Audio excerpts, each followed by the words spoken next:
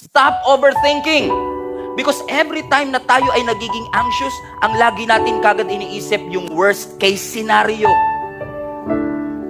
You are creating a problem that doesn't really exist. Anxiety is a natural human response, but living in anxiety is a bondage. God has not given us a spirit of fear, but of power, and of love, and of a sound mind. God's will for you is not a sick mind, but a sound mind. Ang kalooban ng Diyos sa iyo, magkaroon ka ng reasonable, sensible, and sound mind. You have to understand, mga kapatid, that not everything in your life is an asset. Not everything in your thoughts is helpful. Not everything in your mind is beneficial. Sometimes, kailangan mo magpalayas ng negative thoughts.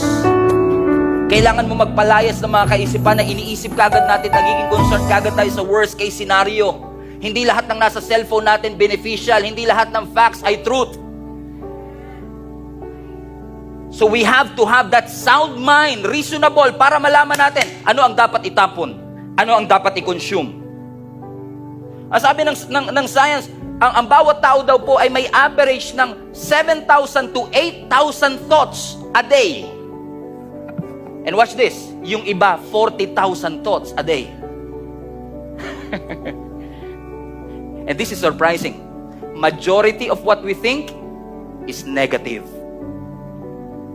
A lot of us and a lot of people are stuck in the prison of overthinking. Hanggang ngayon, nakapreso ka pa din, nakakulong ka pa rin. Hindi mo magawa ang pinapagawa ng Panginoon. Hindi lang dahil takot ka, kundi dahil nag-overthink ka sa mga pwedeng mangyari sa future. Paano kung hindi niya ako tanggapin? Paano kung ma-reject ako? Paano kung hindi ko ito magawa? Paano kung malugi? Hindi ka pa nagsisimula ng negosyo, iniisip mo na kagad pagkalugi. Hindi mo pa siya sinasagot, ang iniisip mo na kagad hiwalay.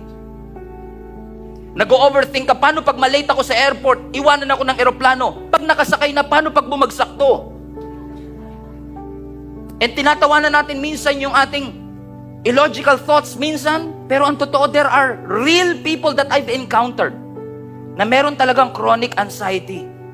Hindi sila makatulog, hindi sila mapakali, and it is affecting their body. Nanginginig, nagchichill, pinagpapawisan na malagkit na hindi nila alam kung saan nanggagaling. A positive life is impossible with a negative mindset. Kapag negatibo ang ating kaisipan, yung positibong buhay, imposible po talaga. Sino po sa inyo makakapag-testify kasama na yung mga nasa chat na yung bagay na inisip mo, napuyat ka kakaisip, pero kinabukasan hindi yun ang nangyari?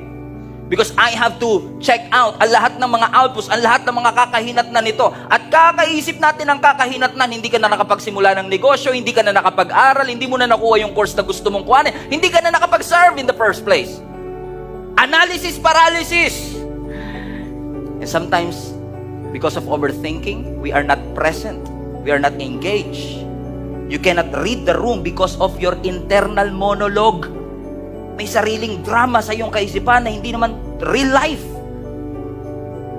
Nagdadrive ka lang sa NLEX, ang iniisip mo na kagad, naku, huwag kang tatabi sa truck na yan. Mapipipi tayo dyan. Babagsak yung troso na yan. Madadaganan tayo. Pero ang totoo, pag inugat mo, kasi nanood ka ng Final Destination dati. Sabi mo sa katabi mo, kaka-cellphone mo yan. Lagay mo sa chat, kaka-cellphone mo yan. Ayaw mong dumikit, ayaw mong pumagitna. Kasi nga, yung amygdala mo, sasabihin, delikado ka dyan. Eh dahil nga ikaw ay overthinking, ang sabi ng prefrontal cortex mo, okay lang, wag ka na tumuloy. Isipin mo mangyayari sa'yo. Pag nabagsakan ka niya, mawawalan ka ng pamilya, kawawa naman yung mga anak mo. Yung mga anak mo, lalaking walang mga magulang, hindi sila makakapag-aral, hindi sila magkakaroon ng magandang kinabukasan, mamamatay silang walang magulang. What consumes your thought will eventually control your mind. Do not be anxious about anything. In other words, do not allow anxiety to control your thoughts. Do not allow anxiety to control your mind. And allow the Holy Spirit to govern your decisions.